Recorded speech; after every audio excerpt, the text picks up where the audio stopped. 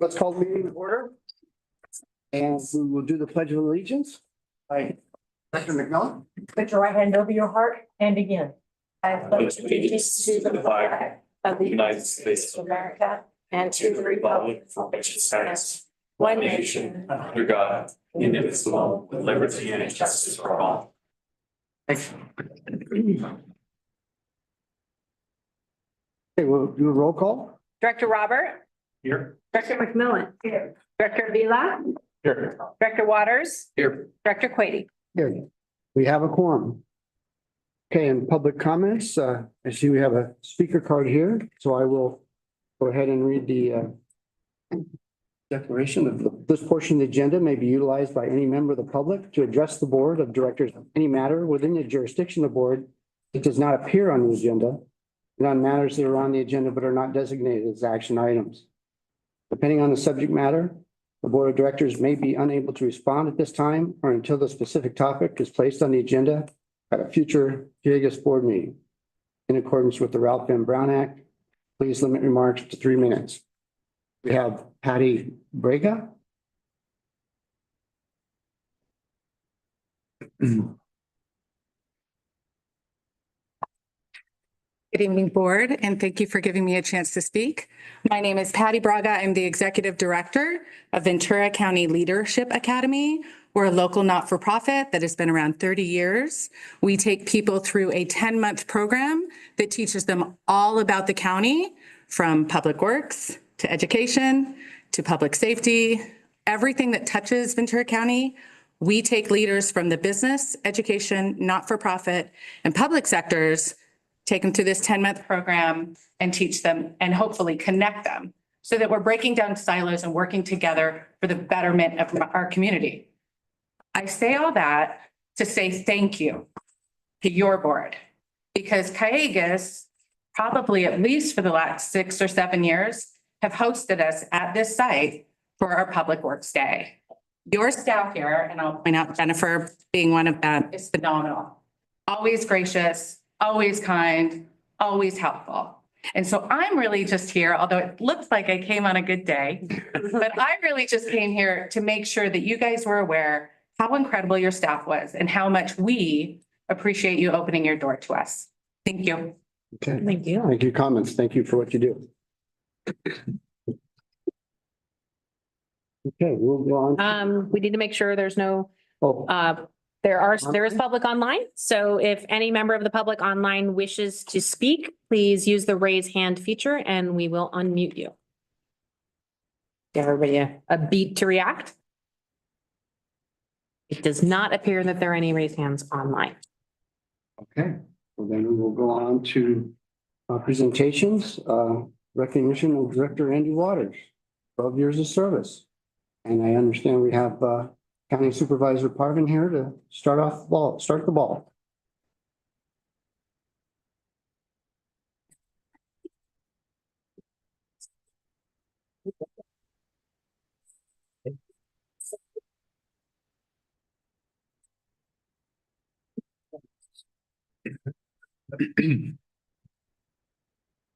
Right, this is a very fancy microphone. I'm used to these big giant things. Well, I'm here. I mean, first of all, thank you for welcoming me to Calleguas. I'm Janice Parvin, County Supervisor, District 4. And I'm here to celebrate a lot of things. But mainly I'm here to celebrate Andy Waters. Where is he? There he is. I've known him since he was a little boy. Hate to admit it. Now he's a grown man with many, many achievements. I know his parents. I knew his father. His father actually was an appointee to Waterworks District 1. And then you replaced him when he stepped down. And here you are. How many years? 12 years. 12 years. That's a lot of years. You've really been committed in ensuring that our community has water. You're forward thinking, and that's really helped all of the residents in Moore Park and all the people that you serve. Of course, I will say Simi Valley as well, from right, Raul, because you're actually supporting all of us. But you forward thinking with your initiatives, and I've always really appreciated that, and your leadership and your positive impact on our water issues and concerns. So on behalf of the Ventura County Board of Supervisors, we'd like to present you with this certificate. I can come to you. It'll be interesting, but, and it's signed, it's for your 12 years of hard work and dedication to the Calleguas Municipal Water Board District Board of Directors. What a long name you have. And it's signed by all the County Board of Supervisors. We really appreciate all your work. And we're sorry that you're leaving.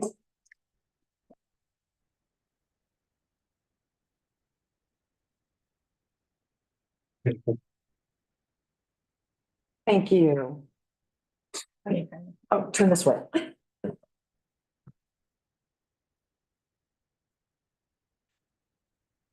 Thank you. Thank you.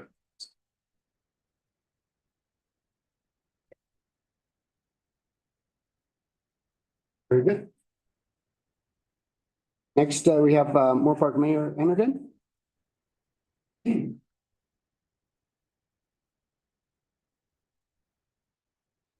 Thank you. Good evening, everyone.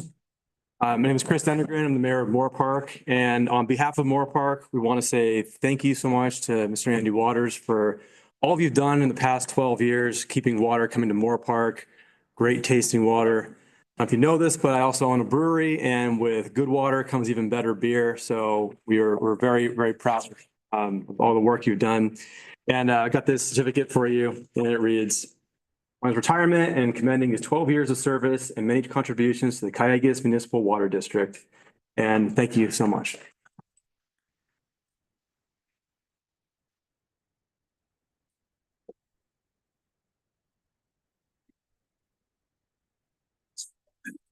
Very good. And on the next, we have the director from Las Virgenes Municipal Water District, Koradeshi. Thank you, Mr. President. My name is Jay Lew, and I'm on the Las Virgenes Municipal Water District Board and also the Metropolitan Water Board with Jackie McMillan. And I'm sure most of you know, we're the neighbors in Los Angeles County next door. And what's so important when you're neighbors with a water district is that you share water. And Las Virgenes and Calleguas just is capping up a major project where we're able to build a pipeline on Lindero Canyon, which, almost all my friends and neighbors are mad at me at because of the traffic. And I tell them that one day, hopefully not, but maybe one day they'll thank me and us because that one day we might not have water and you'll use that to get us water. Or one day you don't have water and we'll use that to get you water. And I think that becomes really important when people look at that. They forget the short term. And these are things that Andy and your board has been doing and working together, and we're real partners. We're checking out the Pacific Ocean, getting water from there, and you guys are with us lockstep on that project. And we don't know if the ocean's going to be good for us or not, but tonight is really about Andy. And Andy, I just want to say that as a fellow director, not many people know what we do, but we really sacrifice a lot for this job. We're not paid, and we could be doing a lot of other things, making money, being with our families, working out, a lot of things we could be doing, but we come and sit in rooms like this and we talk about issues that are really, really, really important that no one really knows about. And when they know about it is when somebody made a huge mistake, like maybe a Flint, Michigan type thing. But as long as we do our job and we do our job, people don't hear about us. And it's kind of a thankless job, but you know what you did and your family knows the sacrifice you did. And those things can never be taken from you. So just as a fellow director, I want to recognize that for what you did and spent 12 years doing this is amazing for our community. And I want to thank you for that. And I'd like to call up my fellow director, Andy Koradeski, to give a more formal presentation. Thank you, Jay. So we have a proclamation for Andy. Tebow was asking me earlier just exactly what is a proclamation, and it's a list of thank yous and also achievements. And it is something that we in our neck of the woods, when a mayor steps down for the next mayor, we do proclamation. So we're honored to do it. And it says, I won't read the whole thing. It's a lot of words, but whereas Andy Waters served as Director, Division 3 for Calleguas Municipal Water District from December 12th to December 2024. Sorry, from December 2012 to 2024, and served as the board vice president, treasurer, secretary. And whereas Mr. Waters is a fourth-generation farmer with a family tradition of leadership in water. And whereas Mr. Waters' grandfather served on the committee that formed the Calleguas Municipal Water District in the early 1950s to bring imported water into Ventura County. And whereas Mr. Waters represented Calleguas Municipal Water District on a variety of external committees and shareholder groups, including key leadership positions. And most importantly, Mr. Waters assisted in the conservation and environmental stewardship efforts of Las Virgenes Municipal Water District and supported the Pure Water Project, Las Virgenes Torringtonville. And finally, whereas now be it known to all that on this 18th day of December, 2024, the Board of Directors of Las Virgenes Municipal Water District honors the excellence and dedication exhibited by Andy Waters during his 12 years of public service and extends its best wishes upon his future endeavors. And that's heartfelt and it's suitable for framing.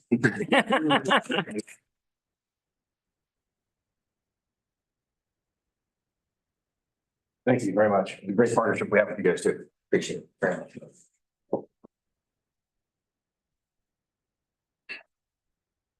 Good. Next, we have Dave Borchert.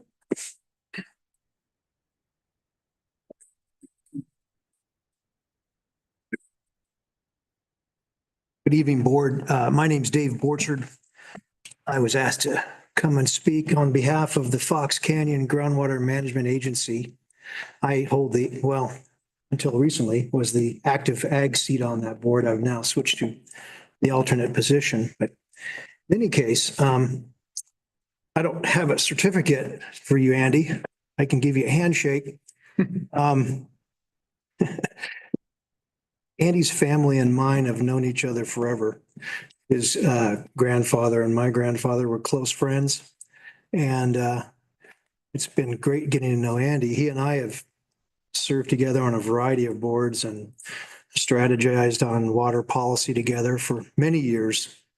So I'm very pleased to be here to thank him for his 12 years of service to this board. And I'm hoping he's not going to disappear and stay involved in local water issues, particularly on the agricultural side. We need those voices. And just wanted to thank you for your service, Andy, and stick around. I'll take that handshake.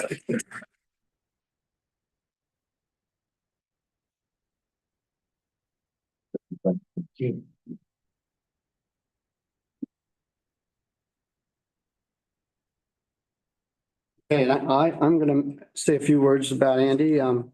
It's been a great privilege of mine to work with him, and certainly when you talk to Andy about things, he will tell you exactly what he wants to say. So there's no hidden cards there at all. And Andy chose to serve to ensure a sustainable water supply for years to come. Well, what he's done in translation fits with the Calleguas mission statement, which is a reliable supplemental supply of regional and locally developed water in an environmentally and economically responsible manner.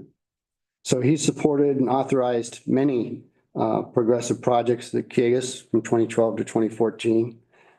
Just a few of those would be the well field emergency generators, monitoring wells number 1, 2, and 3, Springfield Reservoir rehabilitation, Toa Dam pump station rehabilitation, and East Portal isolation enhancements, salinity management pipeline, phases 2A, B, 2C, 2D, and the salinity management pipeline control tank.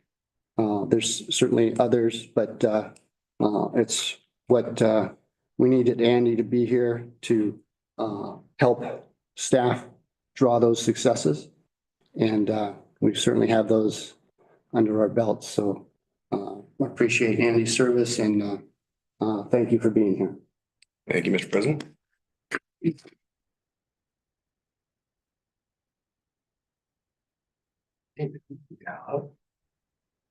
Yes. You.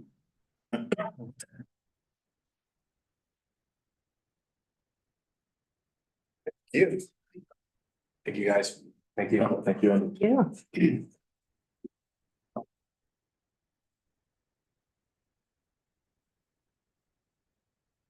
Okay, next we have the recognition of retirement of manager H&R, Human Resources and Risk Management, Grant Burton. Yes, the Assistant Manager of HR and Risk Management, Tricia Ferguson, is going to handle the presentation here. All right, well, Andy, Director Waters, you've clearly had an impact at the district and around the county, so thank you for that service.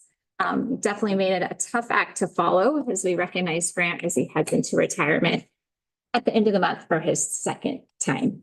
A little history about Grant. His first experience with public service actually started with him serving in the United States Coast Guard. He then went on to serve at Metropolitan Water District for 23 years, 17 of which were as a senior deputy general counsel in the legal department, and the remaining time as an HR manager. After retiring from Metropolitan in 2013, he joined the law firm in Cohen and Burge. And this is notable because during that time, Grant represented Calleguas in the case Calleguas versus Tom Selleck. Thing to go out on. So now the important part. Grant came to Calleguas in 2021 as a retired annuitant with the mission of helping the district reestablish an independent HR department to support our growing staff. At Calleguas, Grant found a culture that he wanted to be a part of and officially unretired from CalPERS. It was quickly apparent that his skill set and sense of humor were a perfect fit for addressing some key HR priorities for the district. As the HR manager, Grant spent his time focused on improving HR processes, updating the classification and compensation system, improving recruitment and retention, and elevating our staff through employee engagement and recognition initiatives. In this short time that he's been here, he's had a big impact. So on behalf of the district and the citizens we serve, I want to thank you for your contributions to the district during your time here. All of the HR and risk management team members want to thank you for your trust, encouragement, and support. You have had a great career and deserve a second chance to experience retirement.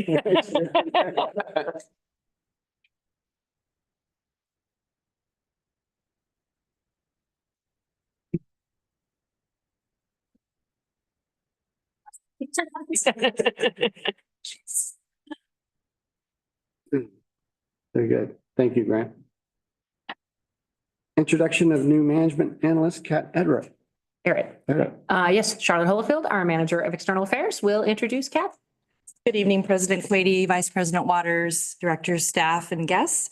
It's my true pleasure to introduce you to External Affairs new management analyst, Kat Arrett. Kat started last week and she has truly hit the ground running. Some of you may know her from her previous positions with supervisors Janice Parvin and Bob Huber, where she worked in a variety of issue areas and also engaged in community outreach efforts. She holds a bachelor's degree in business from Cal State Channel Islands.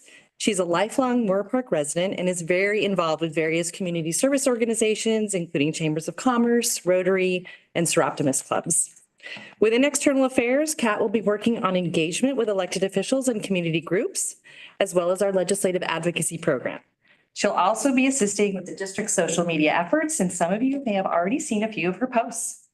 I'm excited to welcome Kat to Calleguas. I think she's going to be an outstanding fit, and I'd like her to come to the podium to say a few words. Well, I will keep this short and sweet, just like my height. I'm so excited to be here. I'm looking forward to getting to know everybody. I have had the best first 8 days, and I'm looking forward to this new model of resiliency, and water is so much fun. So thank you so much for letting me work with you. It has been a true joy. So it's going to be a lot of fun, and please come and say hi to me. And I hope I can remember everyone's name by day 9. So that's my new goals. I'll let you get back to the important stuff now. But thank you for having me. Thank you.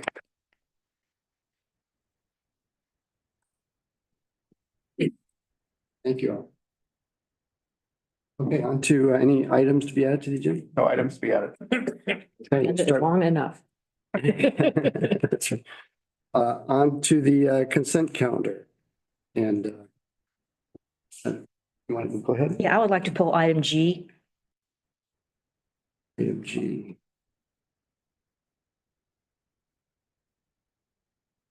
Okay. So then the next motion will omit that. Any others? Okay. If that's a motion, I'll second it. Thank you. Motion first and second is roll call vote. To remove item G into the action. And approve. First and second? Who was first? Jackie was the first and Raul was the second. Okay, sorry.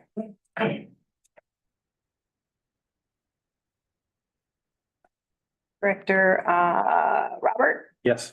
Director McMillan, Yes. Director Avila, Aye. Director Waters, Aye. Director Quady. Aye.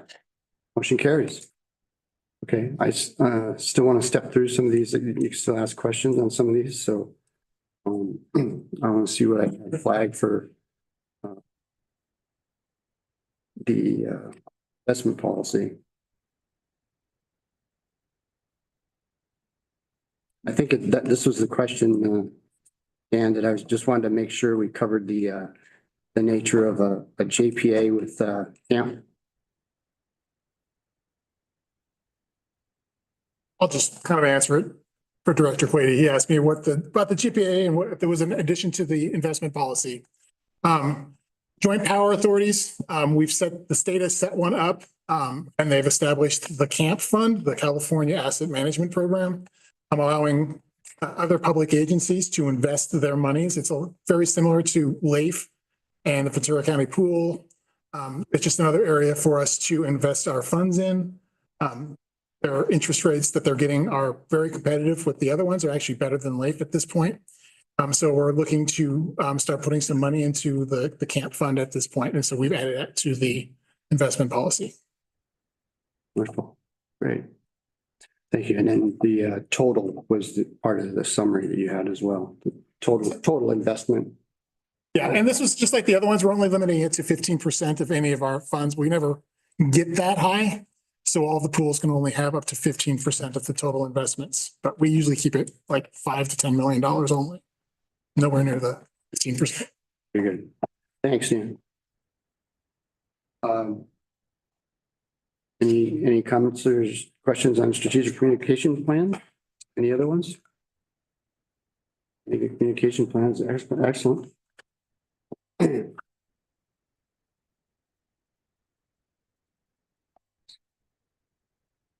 Okay.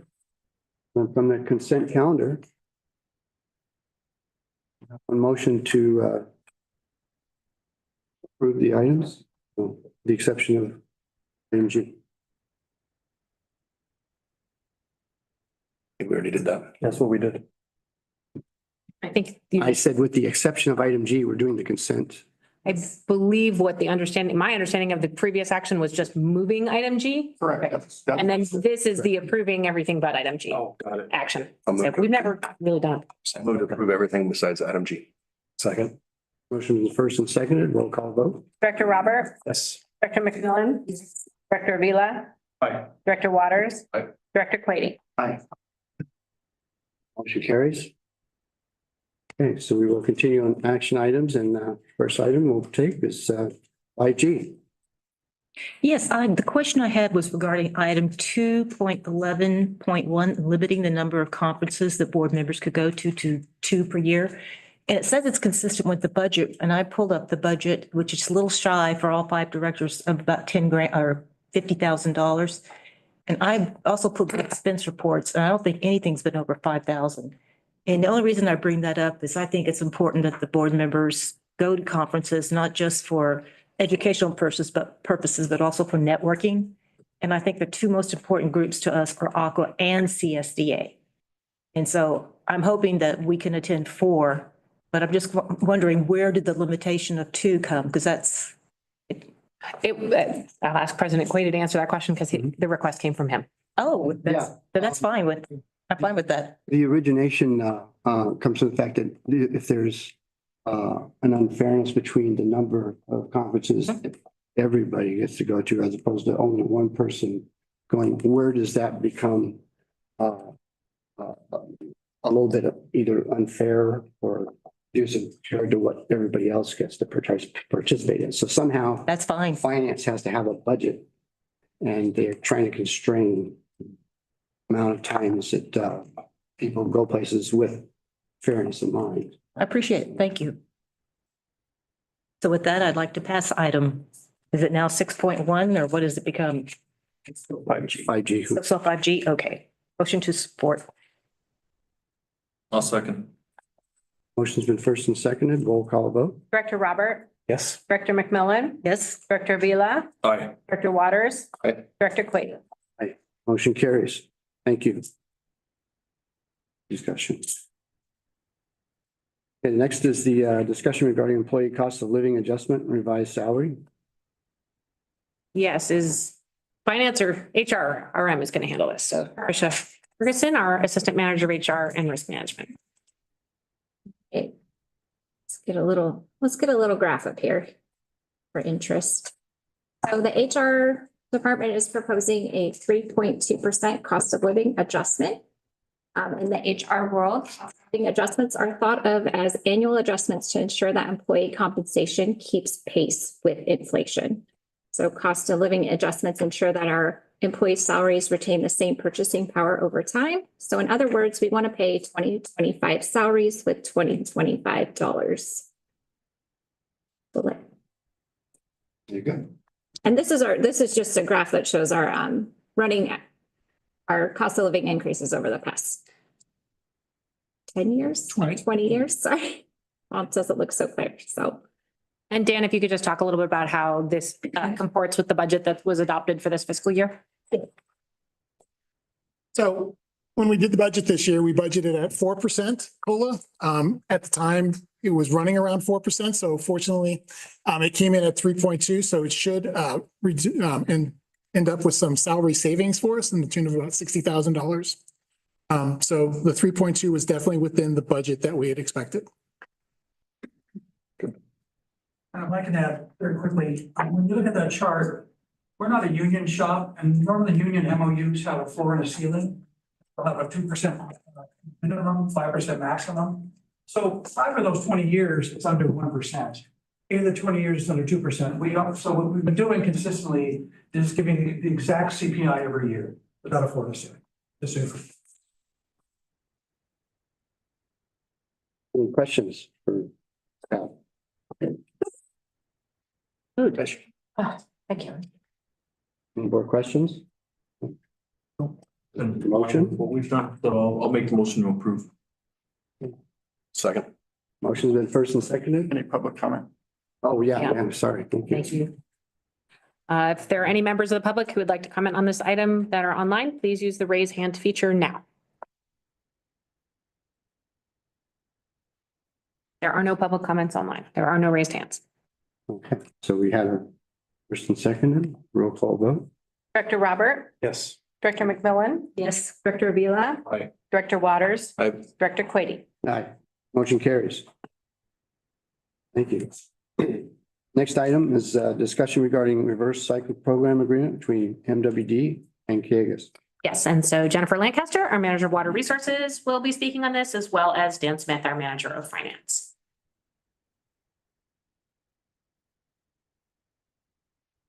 Good evening, directors. I wanted to give a little bit of background on the reverse cyclic program. It is a rather complex issue, but I will try to keep this brief.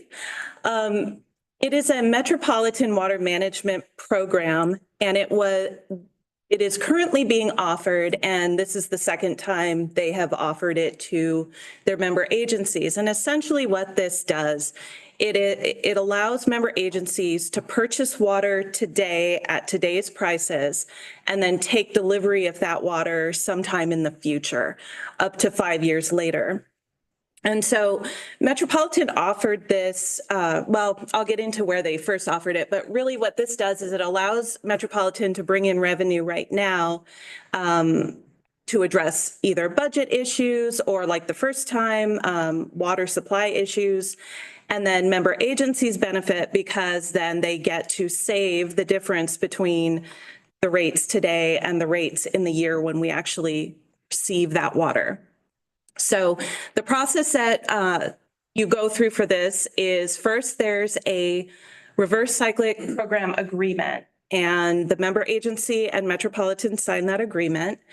And then the member agency requests the amount of water that they want to pre-purchase through the program. And Metropolitan then bills for that amount at that time. Metropolitan then has 5 years to deliver that water. And that is typically agreed upon between both Met and the member agency. Of course, Met has to have the available water to do that. Now, if for some reason during that 5-year term, Metropolitan goes into a supply allocation situation, then member agencies who have reverse cyclic water in the bank would be given that water at that time as part of their allocation. Otherwise, you basically get up until the 5 years to receive that water. So next slide. So again, this was first offered back in 2022 when Metropolitan had very low water supplies available. And that was when we were in the Emergency Water Conservation Program. And so Met did this program to allow them to continue to generate revenue during that time of very low water sales. We did take advantage of that program in December of 2022. At that time, we purchased 3,912 acre feet. We have taken delivery of 1,251 acre feet since then, and that was to replenish the water that we used from the well field during the Emergency Water Conservation Program period. But we do have a remaining balance of 2,661 acre feet from that first reverse cycle program. And we have up until 2027 to take delivery of that water. But again, water that we paid for in 2022 rates. So next slide. I think that's you. Okay. Okay. All right, so the current reverse cyclic program is trying to help meet some of their revenue needs, or really I think it's more of a cash flow issue. They're trying to generate up to $60 million in the one-time revenues in 24-25 and for next 25-26. They actually approved this program in November of 2024, where they then authorized up to 100,000 acre feet available for this pre-purchase, both this current calendar year in 2024, and then again, some in 2025. Fortunately for us, we are prepared to try to get this money in this current 2024. The agreement's all ready to go, so we're looking for tonight for the board to approve this. And how that affects us financially is really this just is a cash transfer for us, because we're going to send cash to Metropolitan for the future water that's going to come to us. It's going to go against future costs of the water, not current costs. It's not going to be expense. It's going to just kind of, we're buying water, but we're not getting the delivery of the water. So we can't expense it at the time. We currently have $172 million in cash reserves in both the operating and construction. 32.5 of it is in our operating fund. So we've got plenty of cash around right now to be able to do this pre-purchase. And there are some definite financial advantages of doing this at this time. Metropolitan has told us the last time they raised rates that, these large increases are going to continue for the next 4 years. Yeah. We're averaging, when they hold us last, about 10.5% increases in the next 4 years. We believe they're probably going to be higher than that based on having to do this program. And with the interest rates that we're earning of about 4.25% on our investment, that gives us a good 6%, 6.25% additional earnings that we could be making on this money by pre-purchasing our water. That results in about $815,000 of extra savings or money that we're going to be generating by using this program. So it's definitely our advantage, financial advantage, to be taking advantage of this program. At this point, we're looking for that 10,000 acre feet, which at the current net price of $1,256 an acre foot, that's where we get the $12.5 million that we're asking for to be spent.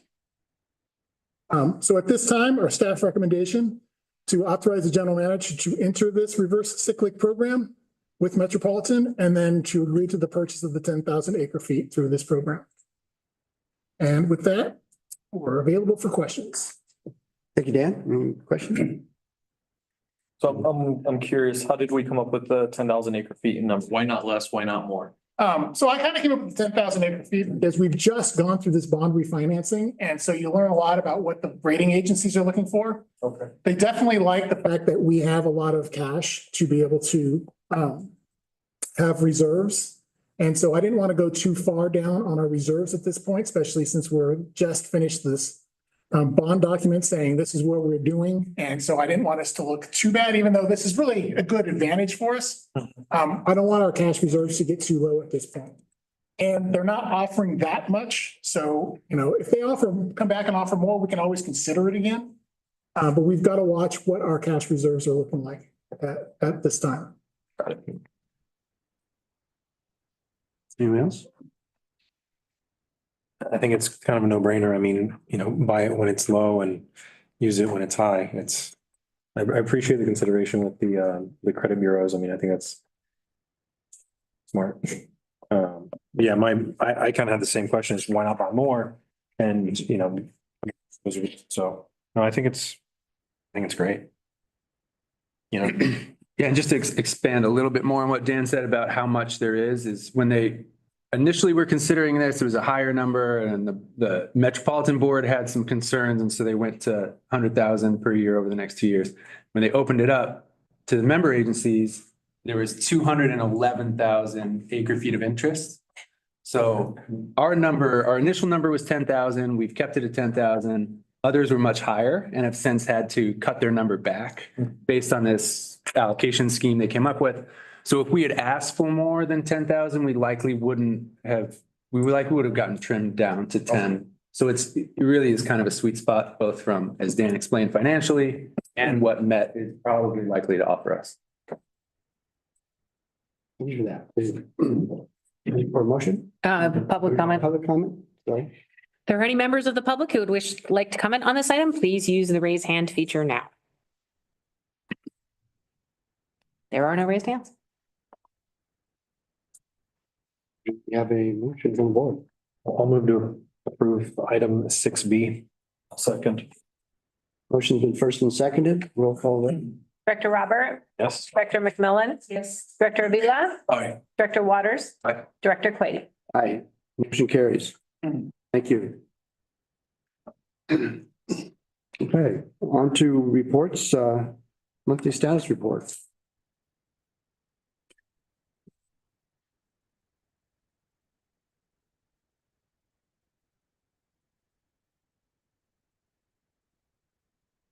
Any questions from any of the directors? Yeah, I just flick through my iPad. So I don't have any questions from Reserve. Anybody else? On to October and November water use and sales. Then Dan is up once again. I believe the next 3 items are Dan.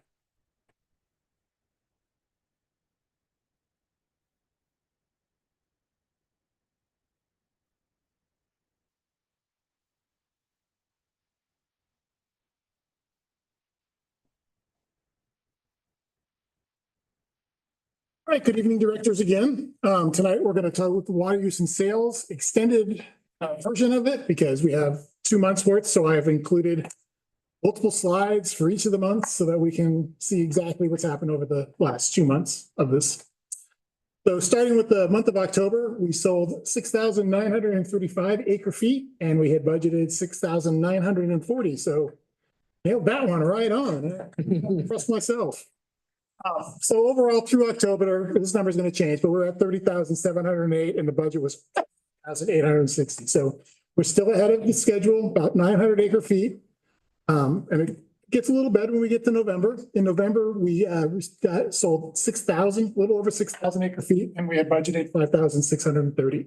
So we had an extra 400 acre feet. So Now our total is 36,714. We budgeted 35,490, so we're close to like 1,200 acre feet over what we had budgeted. So we've got a little bit of wiggle room in there. We're right on pace for the 73,000 acre feet that we budgeted this year, which would be nice to actually hopefully hit our goals this year, considering the shortfall we've had in the last two.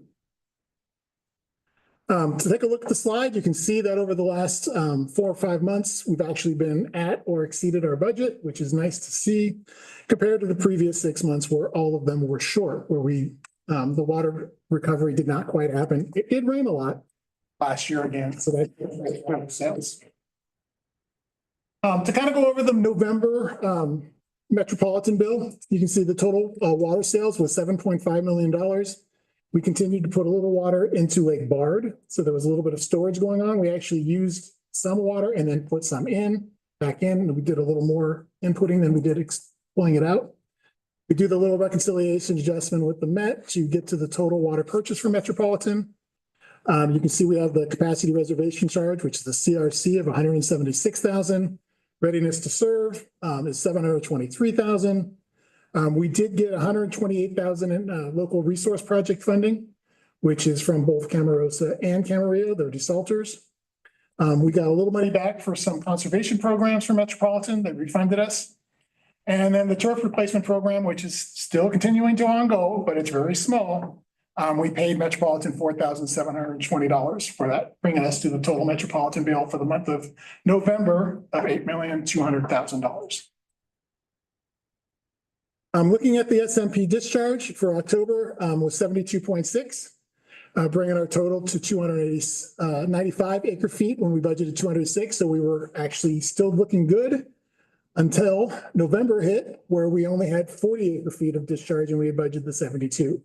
Camarosa went offline in November. I haven't really looked to see if what they're come back online in December yet or not, but that did affect the total. So now we are at 335 total acre feet of discharge, which is below our budgeted amount through November. Looking at power generation. So for the month of September, we had $102,000 that came in, budgeted only 77. So that was nice to see, bringing our total through September for 292,000. So we're about 40,000 above budget.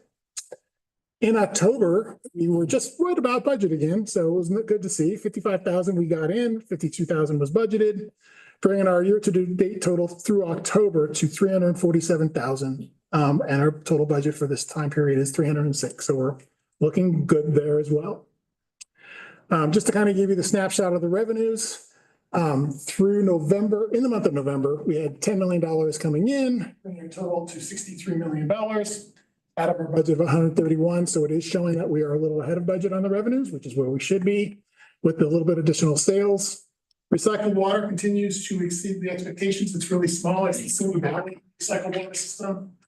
We are at 69% when we're typically at 57, 58% right now. SMP fees has now fallen behind because of the short month this last time. We were right at budget most of the time. Now we're falling a little behind because the Camarosa was offline.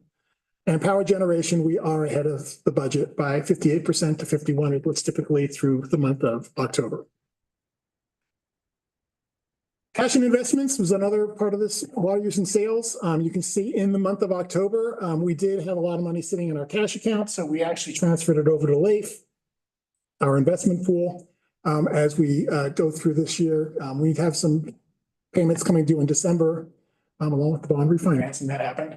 And so we didn't invest it, put it in investments. We kept it in something that was very liquid, so we could get back to it. But overall, we added some money in that month.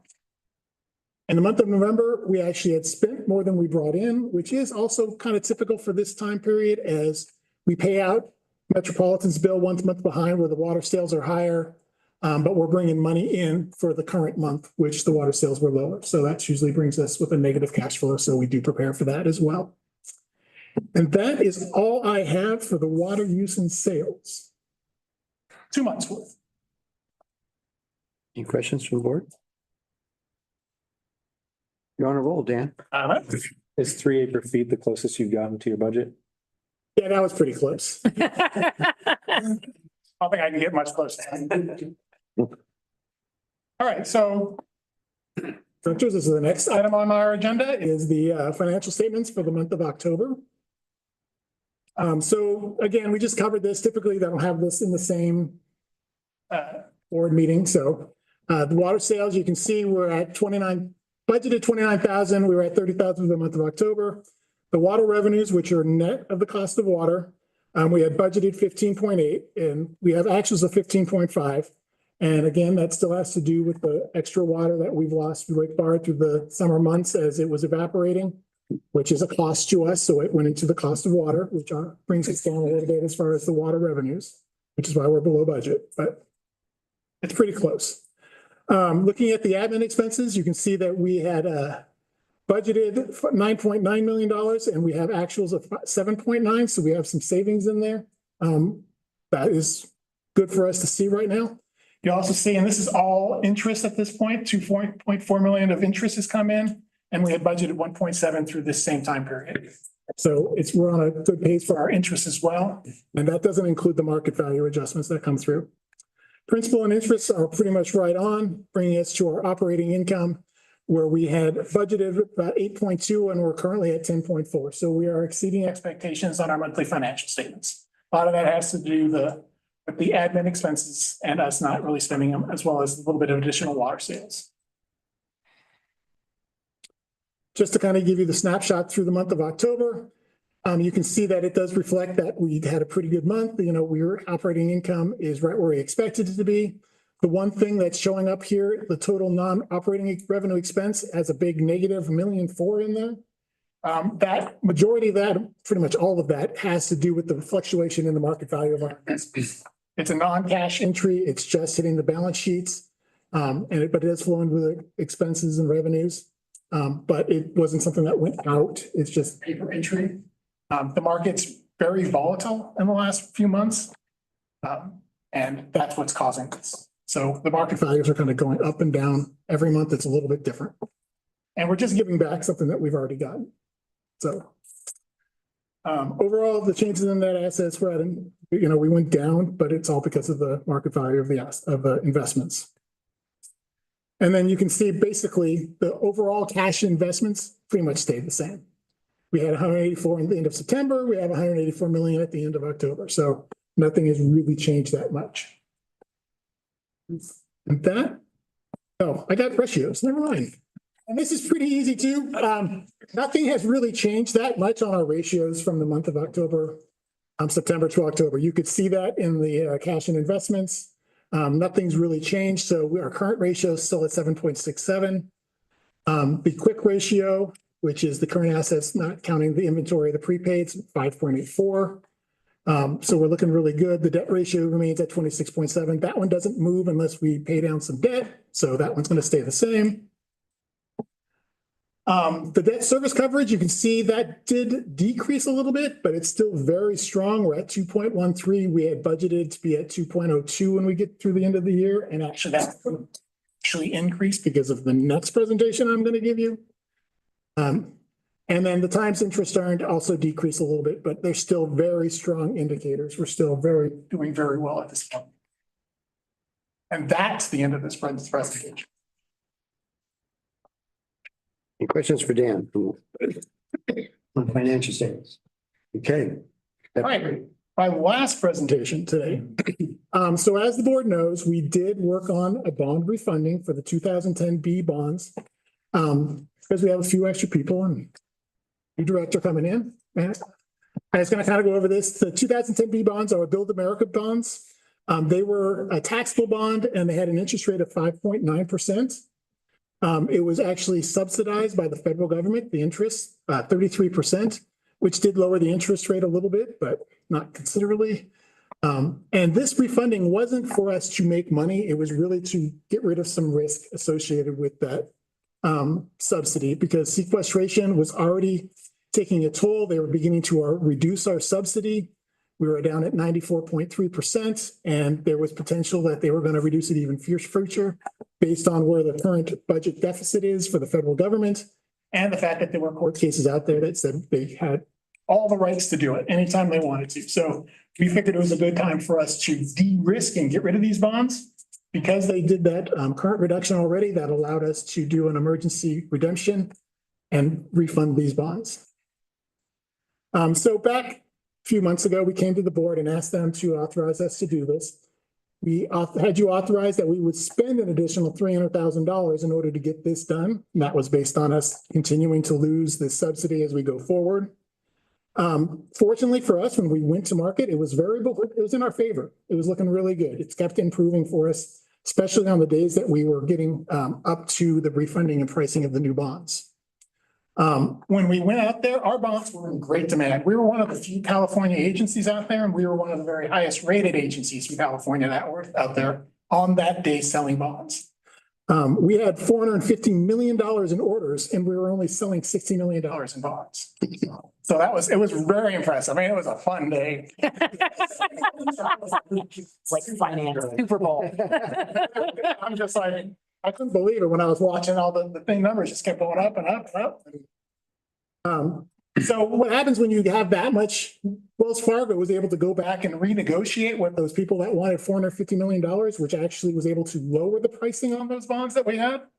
And in the end, we had AAA pricing on our AA plus bonds. So overall, it was a really great day. And in the end, we ended up with a $1.4 million in savings, which ends up being almost $100,000 per year. So overall, it was a very successful bond reissue. Nice. So I had to share that. It was so much fun. And that's all I have for this evening, unless there's some questions. Good job. I'm really happy to see that. I knew that when you were presenting this, my concern was you've got a lot of work and then you've just got to kind of hope that the day you go to market, it's a good day. So I'm glad to see that was a good day. It was a great day. I could just recognize all the hard work that Dan put into this. It was. I'd like to say it wasn't just me, because it was also, we had water resources, we had Ian, we had engineering, we had Christine. We all worked on that official statement. It's not a preliminary anymore. Our official statement that went out to sell these bonds, and it was really good. And we did a great presentation to the rating agencies. They reaffirmed both of our AA ratings, even though we had some really down years with the drought and the low sales. They were just impressed with our management, with our board, and our willingness to do what needed to be done in order to keep us financially viable. So it was a really great team effort and a really successful one, but Dan certainly deserves most of the credit. Also, I think he enjoyed it the most. I did. And his crystal ball. Thank you. Good. Presentation on the potential for remodeling for staff housing at Lake Bard. Yes, Fernando Baez, our manager of engineering, will be handling this item with a little bit of an assist from Wes.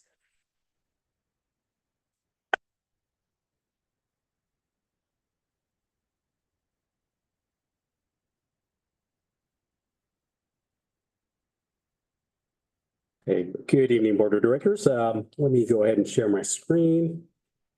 1 second here.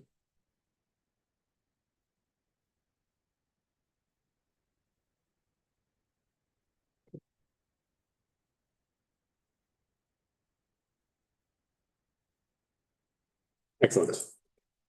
So let me go ahead and hide a couple things. This out of the way. Okay, that's fine. Good evening again, Board of Directors. Tonight's presentation is on the potential remodeling of staff housing at Lake Bard. I'm going to start with some history on the lake houses that the district owns.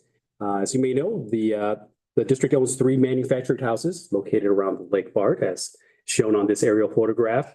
For reference, the admin building is on the upper left corner there, and the control room is in this area here, where my is. So we do have 3 manufactured houses around the lake. The selection of employees of those who live in these houses is based on the best interest of the district and considers technical abilities to operate, troubleshoot, and repair essential water system components. Houses 1 and 2 are currently occupied by the operations supervisor and the manager of IT, who is here, Wes Richardson. House 3 was vacated with the retirement of our previous manager of O&M. The Lake House residents are responsible for making good faith effort to timely respond to requests for assistance by the district, such as security breaches, interfacing with local police and fire departments, responding to issues with standby power, water system operations and water treatment operations, and remaining on site for anticipated assistance. Lake House residents respond to emergencies very quickly, 24/7. Examples include public safety power shutoffs and other outage events, spill and hazardous materials release response, and trespassers. And Wes is gonna talk about a couple of instances that he's participated recently. So we added these three to the slide because these are three that we've had issues with here in the past.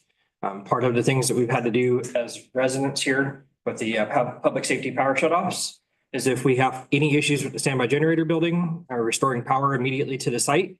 And also one of our breakers down at Calleguas pump station has to be operated when power goes out and to get it restored. And that's one of those efforts that I lead every time I'm on the property when one of those happens, as well as during supporting for Edison issues when they were working on our system and hardening the grid.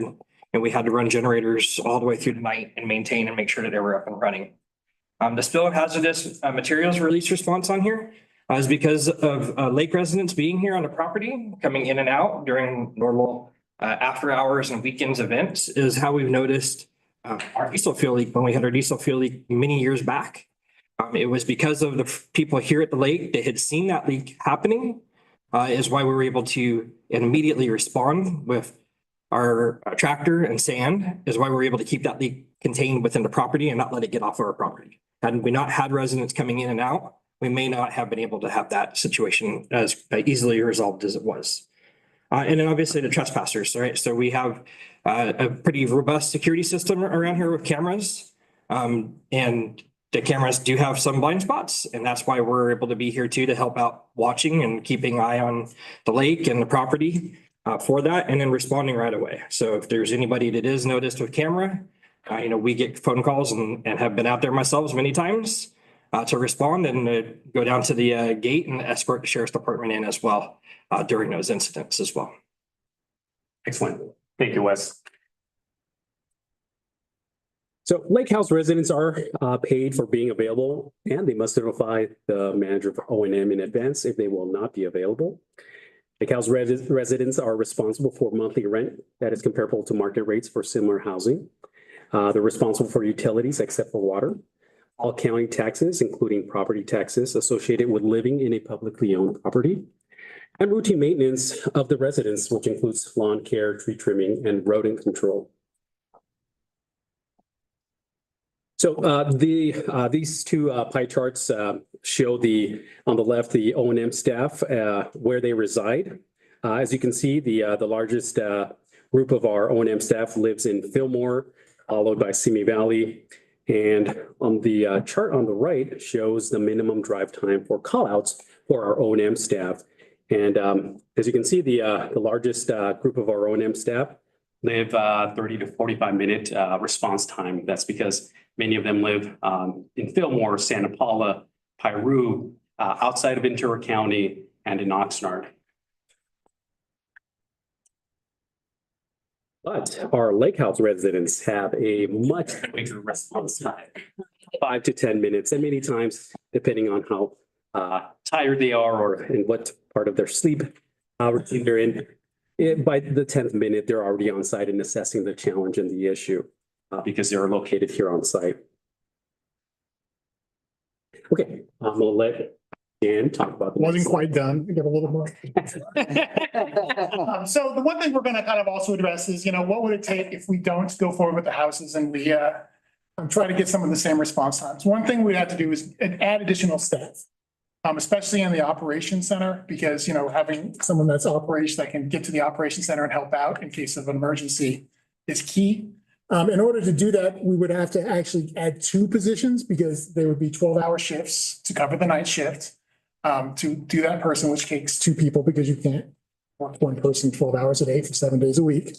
And we're looking at probably either a water treatment operator, so definitely that can operate the plant, or some of the assistant operations supervisor that would actually be able to help out.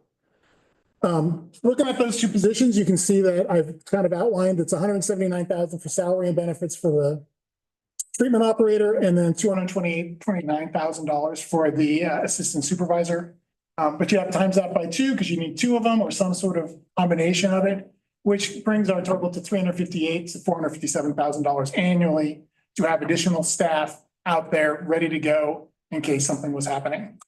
There would also be some increased security that we'd have to do too, because once the lawn around the houses, lawn around the lake are unoccupied, you'd have to have some security patrols to make sure that there is nobody sneaking in those blind spots, because there'd be no one else out there to look around and notice anything. And just to be clear, we're not proposing this. Yes. We are providing this for cost comparison.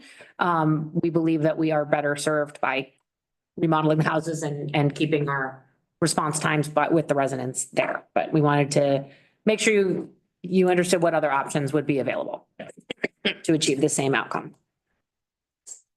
Thank you, Dan. So these houses also give the district advantage when it comes to recruitment and retention of staff. This aligns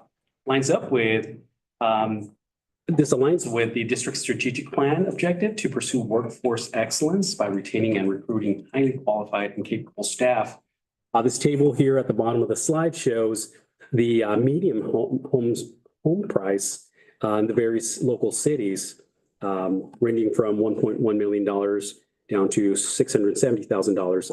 And the column on the very right shows a percent of our O&M staff with that required income to be able to afford that median home price. And as you can see down by at the bottom, Fillmore, Santa Paula, those are the two cities where our staff is most able to afford a home. And again, why it reflects in the previous pie charts showing where they reside. Many of them have been priced out essentially from Thousand Oaks, Simi Valley, the local cities. But again, so the advantage is having these homes to attract key staff and keep them here. So a little bit more information on the lake houses. The first two houses we estimate were installed back in the 1980s.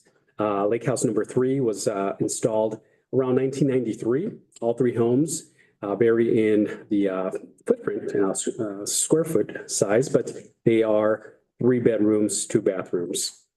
Major renovations and maintenance to these have been really limited to house 1 and 2 with their respective roofs replaced in 2022 and 2023.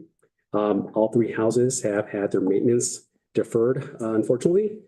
This includes regular leveling. The house here shown on the right, that's house number 2. Certainly looks nicely kept on the outside, but on the inside, there is a difference of elevation of about 5 inches or so. Because again, we have not leveled the homes. The interior and exterior painting and deck staining has been also deferred. There's a need to replace kitchen appliances and bathroom fixtures.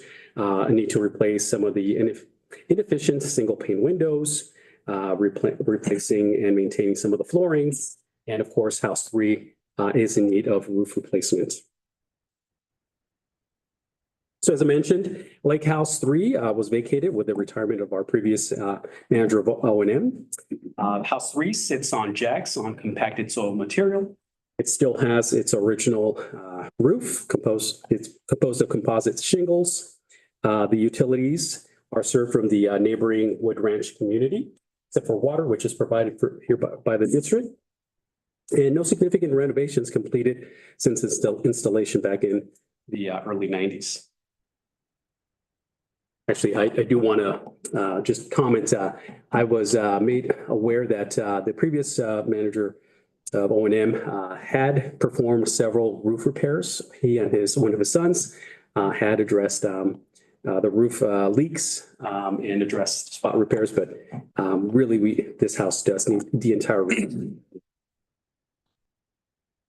So again, some of the work that is needed to Lake House 3 includes the replacement of damaged siding, flooring, windows, bathroom fixtures, the reglazing of the shower tubs, repairing walls, replace exterior wall skirts and seal of wall floor penetrations to address the rodent intrusions, and the interior and exterior painting. On the photo on the right, I'll point to it. It's kind of hard to see this little black rectangle, that's actually a rodent trap. So I'm gonna go through some photos to show the condition of lake house number 3. This here is the north facing side of the house. As you can see there on the right, lower right, you can see some of the dry rot that the siding has experienced. This bag of potting soil is holding up the door that grants access to underneath the house, which provides access to the leveling jacks and the floor penetrations from the HVAC system. Of course, the vents here, they're still appearing to be in one piece, but they are, there's some corrosion on them and do need to be replaced. The interior also has a need for some improvements, starting with the flooring, the carpet and the laminate flooring. We would recommend replacing all that with a more durable, easy to maintain flooring like vinyl plank. Here's a photo of some of the windows. The window on the right, you can see it is dual pane, but as you can see, it's developed a fog between the two panes and no longer really as transparent as it once was 30 years ago. Down here, you can also see some of the siding that is in need of repair, so with dry rot showing. Here's a photo of one of the bathrooms. The upper right-hand quarter shows the shower head with some need to be replaced, as well as the water line needing to be caulked around. And of course, the sink and the vanity seeing better days. As you can see, it's been stained and scratched and certainly needs to be replaced. I mentioned the shower tub needs to be reglazed. The doors to the shower tub also need to be replaced. Down at the bottom, you can see one of the registers or vents from the HVAC system, corroded, also needs to be replaced. Here's a photo of one of the walls. This is inside one of the closets.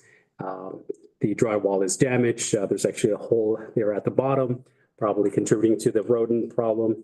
And it's recommended that these areas be repaired and repatched and repainted. Another photo of another hole in the wall that needs to be repaired. And of course, the exterior also needs some attention, starting with the exterior. After our recommendation would be to make repairs to the siding and then do a complete painting of the exterior, as well as the deck getting stained or painted, and then the interior as well. It needs the great news is a lot of the cabinets are in great shape, so they really just need a refreshing. And overall, I mean, the house 3 is in structurally sound condition, but there is a need to do significant renovations.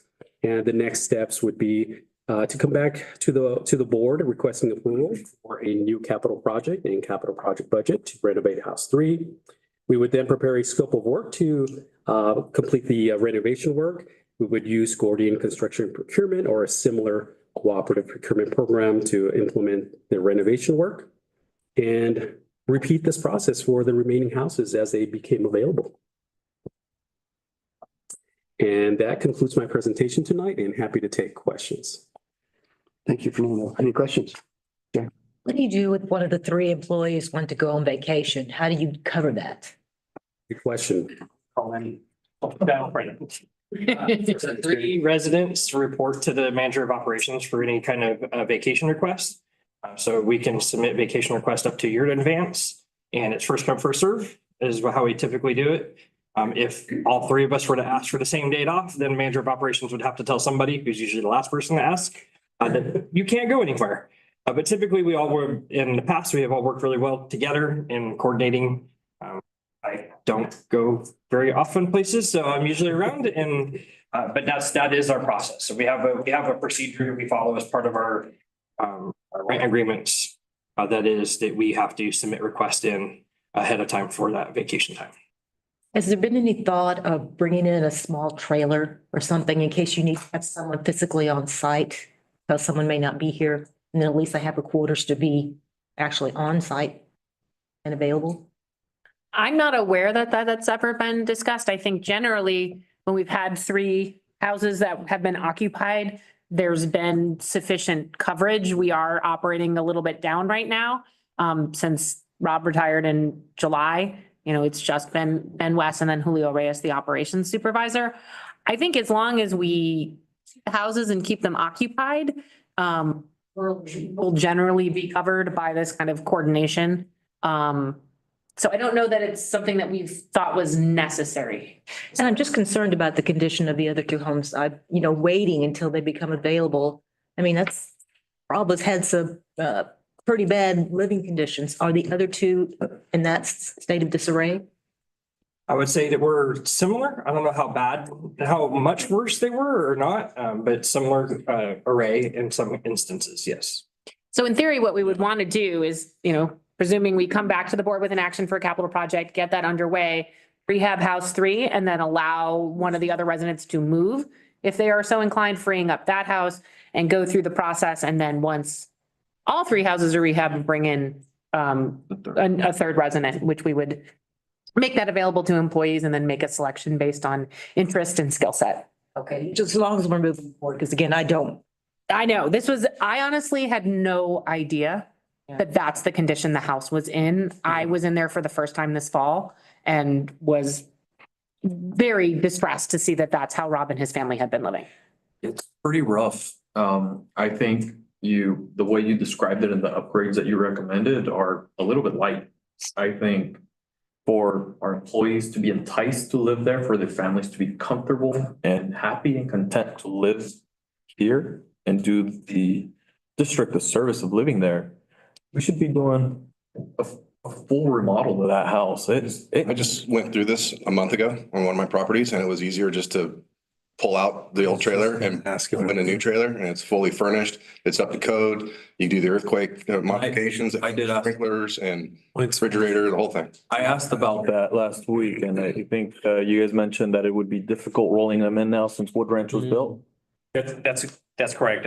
We believe that house 3 specifically was brought in before the Wood Ranch development was constructed. We did look at the perimeter road around the lake and saw some areas where it would be a challenge to bring. They're amazing where they can put them. Oh, really? Oh, yeah, they can put them. I mean, we can certainly. This one doesn't have to come out in one piece. Yes, that is true. That might be more affordable than. There's also been a lot of development in how a lot of these manufactured houses are put together. I mean, on wheels isn't the only option, and there's a lot of nice options. I would highly recommend taking a look at that. The question that I had, I'm done. Is there a reason why the repairs were deferred or was wrong?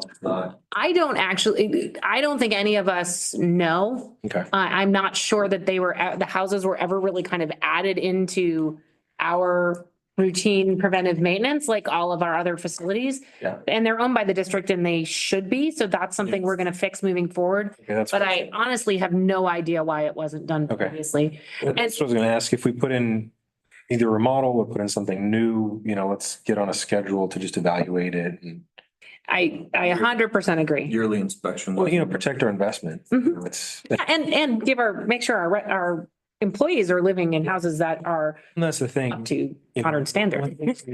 Maintaining, you can wait, twice as long and have the costs, but. You'll have 10 times the cost if you wait twice as long. Well, and a lot less benefit during that time. So, yeah. We're happy to go. We did actually start this process considering a full replacement. And then Fernando, in a quest for being cost conscious, did bring someone in to look at the feasibility of rehabilitating, but we can absolutely go back and look at what those options were and come back to the board with, today we're not asking the board to take any action. This was really to give you some background that I can clearly tell from this discussion, none of you had, just as I didn't before we started this. But we can come back with an action and make this proposal a little more robust. Bring some companies out here and ask them what it would take to replace them and, get some quotes. Could we maybe set up like a small committee to kind of go back and forth with a couple board members to discuss the options? I mean, I think it's going to be a dynamic situation, probably. I mean, that's certainly an option available to the board, and conveniently, the next board meeting is when we do committee assignments. So if the board would like to consider like an ad hoc committee on employee housing, I'd be happy to include that in the agenda. Just because, you know, we get a unique opportunity here to do it right. And don't reglaze the bathtub. It doesn't work. Will we replace the house? Say reglaze or replace, because that's never a cost-effective option or quality. What I find fascinating is that there's, you have those people that pretty much take it on themselves to always fix stuff. That was wrong. Imagine that. It's so, it has a big alarm in my head when somebody's going to fix the roof and knowing how roof repairs usually don't get fixed anyway. Well, you know, risk personnel like that being up on the roof, they're integral to our. Yeah, that was another thing I did not know had happened. But as you read on what they're, That's the problem. they have proper, they're taking care of the property, right? Yeah. Property. So, Well, I can see how people would roll that in without really, that shouldn't be the case. Yeah, it should go into a trouble ticket and let the district handle it. Yeah. So. And it really is a huge benefit to have not someone who might know most of what we need, but having the experts for our day-to-day operations be on site. I think it's a fantastic. It's invaluable. That's it's incredible. Great. Well, thank you for all of that wonderful input and discussion. We will proceed accordingly and come back to the board with the option of an ad hoc committee, as well as following that, some more detailed approach. We do want to move relatively quickly too. Yeah. Okay, well, thank you very much. Thank you. Okay, general counsel report. Yeah, just a brief report. I attended the ACWA winter conference, which included attending the Legal Affairs Committee as the district's designated representative. I wanted to talk real quickly about two items on the agenda.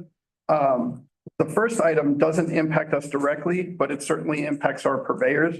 It pertains to the passage of AB 2257 in September, which provides what's referred to as an exhaustion of remedies requirement for challenges to water rates. Not to go too far into the legal weeds, but essentially if a purveyor passes an ordinance in accordance with the requirements of AB 2257, unless a person who wants to challenge those water rates brings up their challenge prior to the time that the rates are passed, they're barred from filing a lawsuit.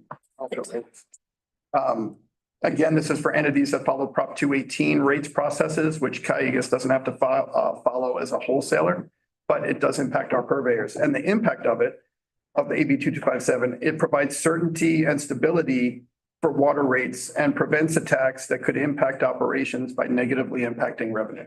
So it gives the purveyors certainty that their rates won't be overturned through a court process.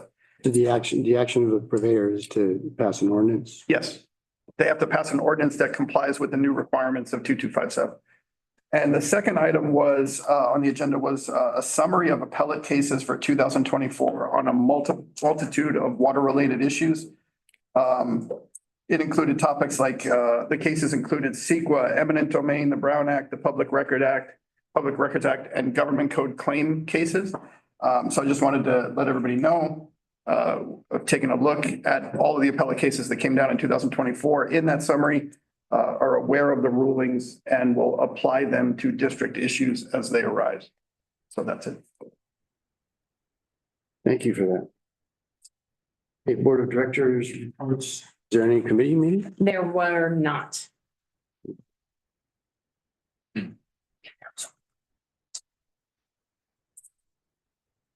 Okay, so we'll go on to the board member reports on ancillary duties. I'll start off at Aqua Region 8. I have a note under the Aqua membership meeting, voting that I participated in. It was to approve amended and restated bylaws. The passage discussion included Article 3 officers. And the quotation that came up for discussion was expelled from office with or without cause. It resulted in two motions, first to exclude without, which failed, and then the second to adopt as proposed passed. That was the original amended bylaw. So I happen to vote yes for both. Because I didn't think the without, but then there was the follow-up of there is majorities required from membership and the executive board to also support that. So it became kind of a little confused with me.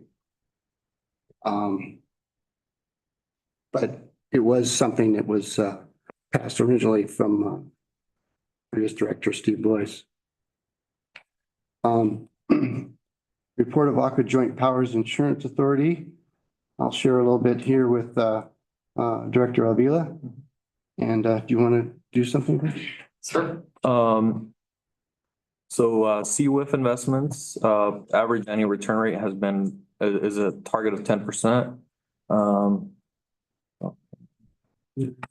Point of that is to provide for funding and anticipated withdrawals for payment of long-term liabilities, diversification to minimize risk. Sorry, I have a lot of notes from my CWIF meeting. CWIF quarterly rate of return, the rate has been at 7.34%. Investment income earned has been $13.4 million. And dividends paid to JPIA is 10.1 million, 99% increase over last year's release. The investment portfolio updates are favorable for the next 6 to 12 months. They updated the board makeup. The number of directors shall be 7, clarifies wording. They also clarified wording to prohibit assets and equities, clarified wording to prohibit them.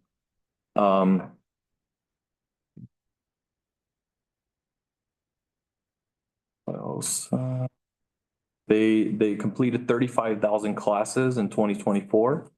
They also had a discussion about drones and for districts that want to have them or have them, they need to have a staff member that's FAA certified. Exposure is pretty limited and there is good benefits for things like property surveys and personal property inspection, things like that. And that's about it. I have a lot of notes. I just kind of picked a few interesting points there. Anything interesting on the voting? On the voting, I'd have to find it, Scott. It's all pretty much it was all smooth, nothing out of the ordinary. Very good. Okay, and I'll just have a few things to add that I have another. In the packet, we had Wes Richardson graduate from the Leadership Essentials 2020 class of 23 to 24. Thank you. So I did find the voting. I'm sorry. What's that? So I did find the voting. I apologize. Voted yes to approve new member agencies, Biggs West Greeley Water District, the Union Public Utility Districts. I voted yes on investment policy updates, updated assets-backed securities with will be rated AA or equivalent. And also at placement service deposit requirements. And there's also pooled program highlight updates. The liability program has had a 7.5% rate increase from 24 to 25. Property program is a 15% rate increase from 24 to 25. Workers' comp was a 5% rate decrease in 24 to 25. And that's it. Sorry, Scott. Thank you. No, fine. Thank you.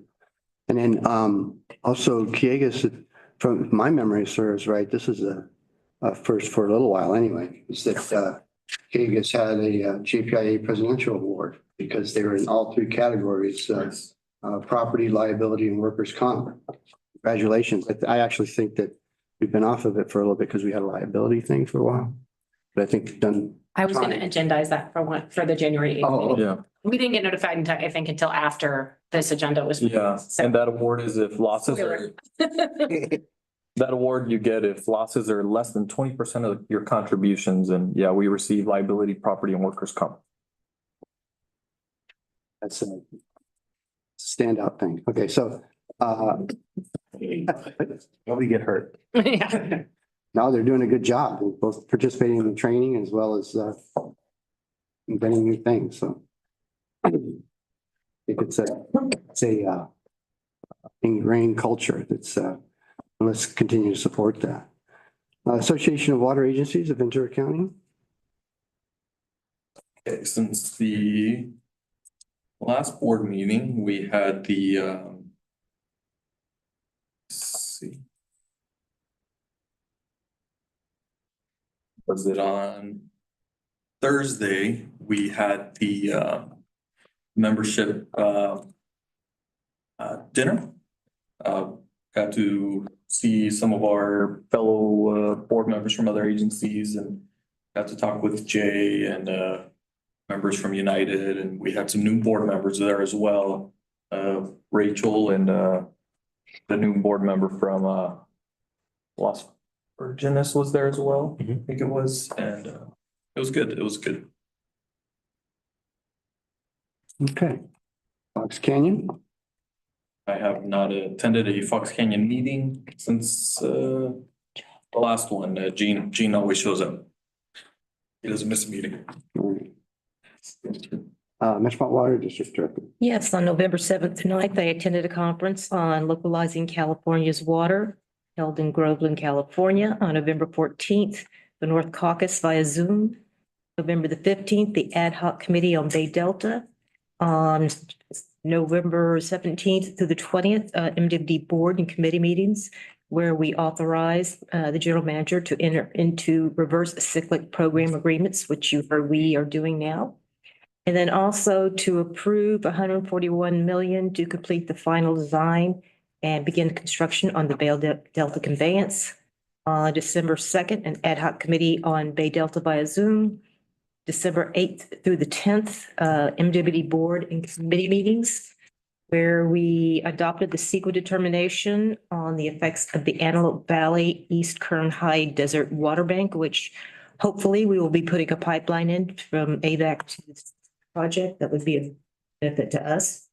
And then the board approved the certified 2023 final EIR report for the Bay Delta conveyance project. December 11th, ethics training by a webinar, and that was with CSDA. And then December the 16th, the ad hoc committee on Bay Delta. Great report. Thank you. On the LAFCO commissioner.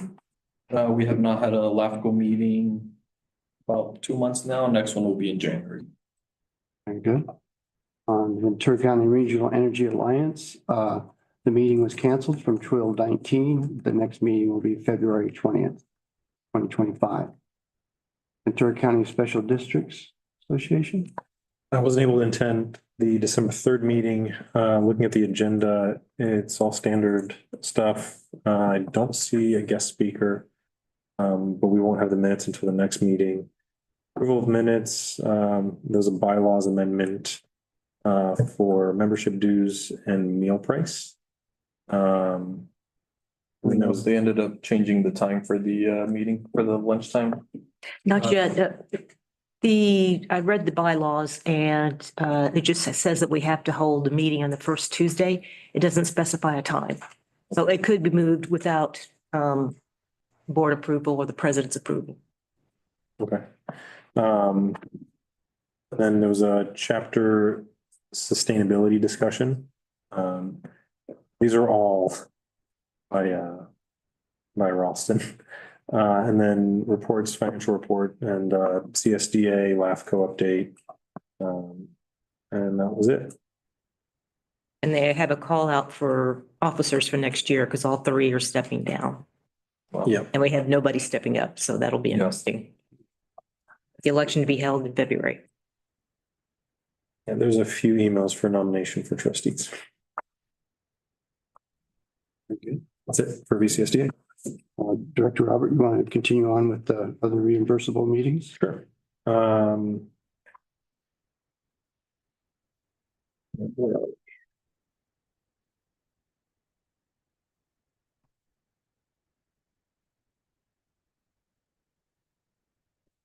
On the 2nd to the 5th, we went to the Aqua Conference in Palm Desert.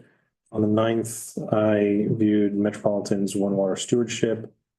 On the 10th, I attended another great Calleguas wellfield tour for all our purveyors. Great to see them all and get I've been on that tour once before and I feel like I learned something completely new about everything every time. So that was great. Good thing about tours. I learned new things and I've worked 20 years and built projects in the well field. On the 11th, I attended the Oxnard City Council meeting. The 12th, AWA holiday celebration dinner, which there was also, outside of the regular attendees and board members and water districts, there was also, city officials, which is nice to kind of get out and chat with them outside of their board meetings. And not the same people that come to our purveyor meetings, so it's nice to see them and talk to them. I watched the very long Fox Canyon GMA meeting on the 13th. 16th, Fort Hueneme Water Agency and the City Council meeting. Very short Fort Hueneme Water Agency meeting and tonight's board meeting. Thank you very much. Director O'Neill. Yeah, from the 1st to the 5th, I was at JPA and Aqua. On the 10th, I attended the purveyor meeting, great meeting and great tour. On the 13th, I attended the chamber monthly membership meeting where I usually give my Calleguas update to local community. But this one was a little bit different. We had a staff member, Kat, give the update this time. So that was nice. Let's see. And tonight's board meeting. Very good. Director McMillan, do you have anything to add? Yes, November the 11th, cyber trading on using USBs, November the 12th, AWA's 13th annual bus tour. November the 13th, Las Virgenes retirement celebration for Director Caspar. November the 20th, a special joint meeting of Las Virgenes and Calleguas. November the 21st was Waterwise breakfast. And I had the word verify there, but that should have been scratched out. I did that via Zoom. December 12th through 6th, Aqua's annual fall conference in Palm Desert. December the 12th was holiday celebration. December the 13th, the Simi Valley Chambers networking breakfast. December the 17th, I did CSDA webinar training on 2 different courses, and they were quite excellent. And the one that says building relationships with your lawmakers district office, they said the most important thing you can do for your staff or the elected official and their staff is to hold a tour of your facilities, which you've been doing an excellent job of. So I put a check mark on that. And it was very good to go through their building a better multi-year strategic plan. And it really aligns with the strategic communication plan that we have here. So I was very happy to see that. And then tonight's board meeting. Director Water? Tonight's board meeting. Okay. Can I just jump in? I forgot that we had to go back from the last board meeting, which is in I'll just add on the 6th, our last board meeting. On the 18th, Metropolitan's engineering operations. On the 19th, Metropolitan's finance management. 20th, Las Virgenes board meeting with Calleguas. 27th, malware training, and 30th, movable media training. Okay. Are you gonna leave little bait USB drives around? I wouldn't put it past it. Yeah. Okay, me on the December 2nd, I attended the boardroom dedication for Glenn Peterson and then went on to travel to Aqua JPIA, which took place through 12/3, 4, and 5. And then on 12/9, I commented, public comment for MWD on the One Water Stewardship Committee meeting. And on 12/10, 12/10 would have been the board meeting. 12/10, the special joint meeting, executive committee and board directors, I traveled down there to speak to the MWD board on the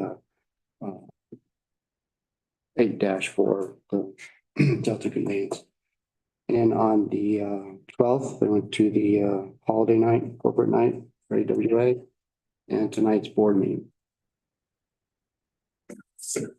Okay, so do we have any discussion regarding upcoming meetings to be attended by board meetings? If I could just highlight a few things, just a reminder that do not need to come here on New Year's Day. Our January board meetings will instead be January 8th and January 22nd. So that's the second and the fourth Wednesday instead of the first and third.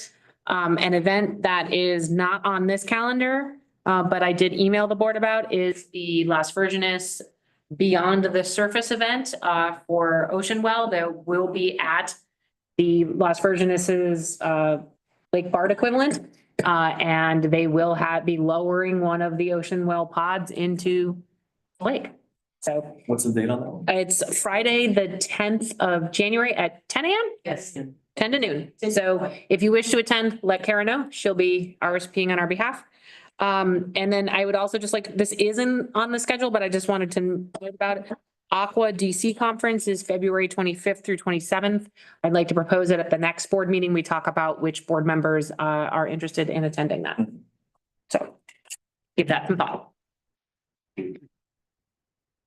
Future agenda items? Information items, written communication? Yes, we included in the packet 3 letters that were submitted from our purveyors, one from the Greater Conejo Valley Chamber of Commerce, all in support of the Delta Conveyance Project and the actions that were under consideration by the Metropolitan One Water and Stewardship Committee. And then the board, obviously, you all know that was a successful effort.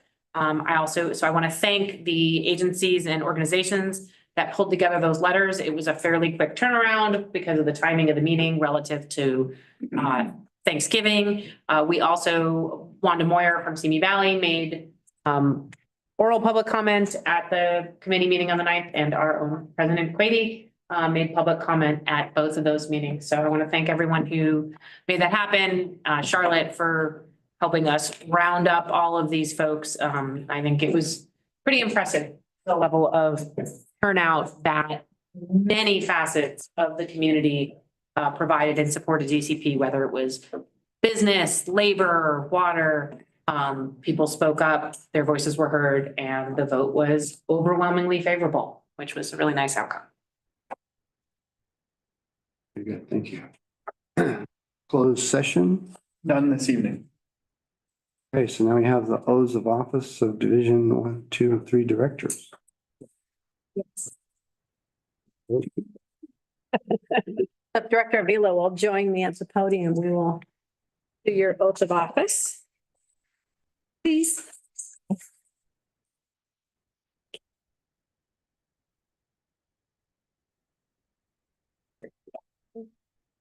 Okay. Yes.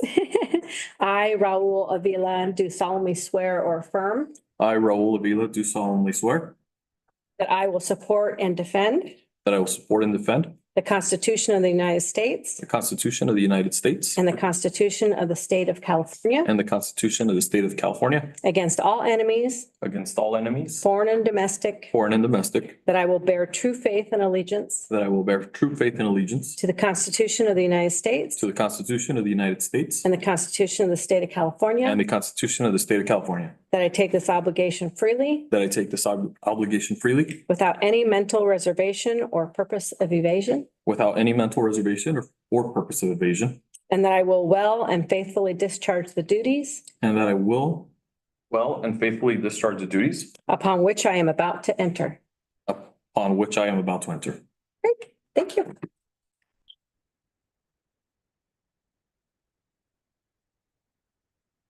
Director Quady.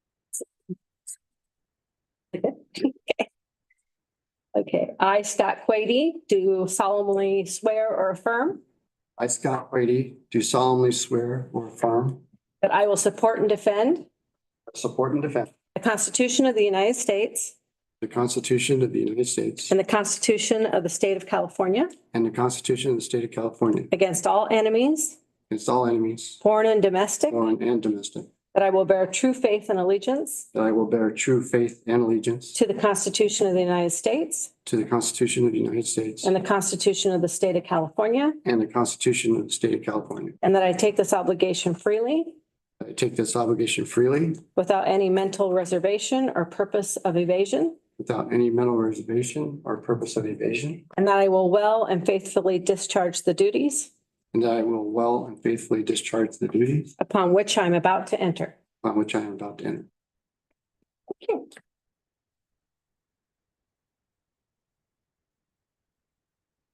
Director Pacala.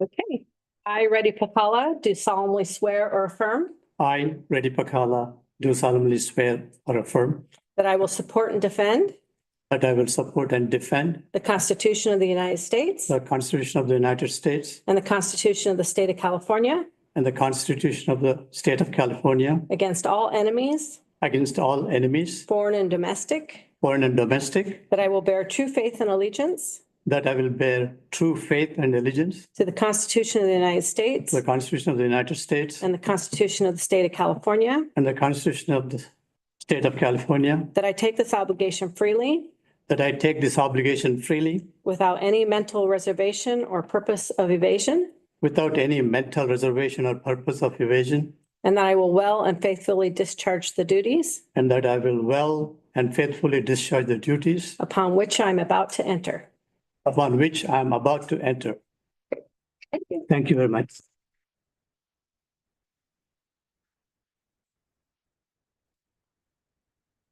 And with that, Director Pacala gets the last word.